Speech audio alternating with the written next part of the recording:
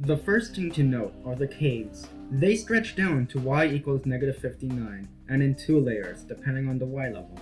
Caves above y equals 0 will be made of stone, whereas it becomes deep slate when you go lower. Tuff will now generate almost exclusively in the deep slate layer, unlike dirt, diorite, granite, and andesite, which will avoid generating in deep slate. Dripstone and lush caves now naturally generate.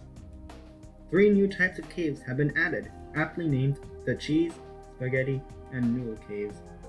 Yep, Mojang have really outdone themselves with those names, and they will generate alongside original caves to blend together. A cheese cave contains humongous monoliths that connect from the bottom to the top of the cave. They are so large, they can fly with an elytra inside of them.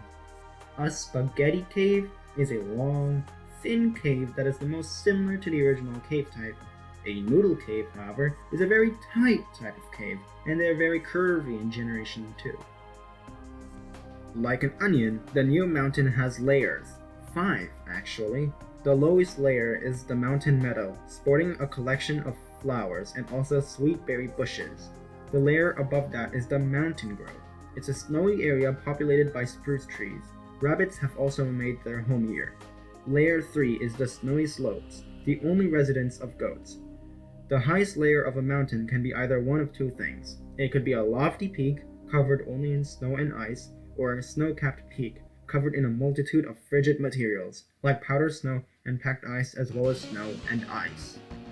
This is great news for those of you who hate hostile mobs or just like moody builds. Hostile mobs will now only spawn in absolute darkness.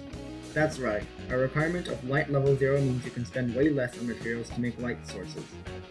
Lush caves are home to Bill Cipher's worst enemy, the axolotl.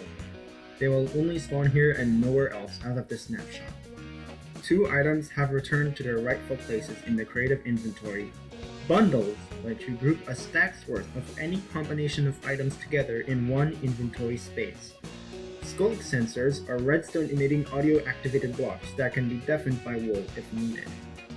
The new ores generated like reticulated pythons, meaning they are large, rare, and very snaky. Iron can now generate much higher, with a maximum spawn ceiling raised to 72 from 64.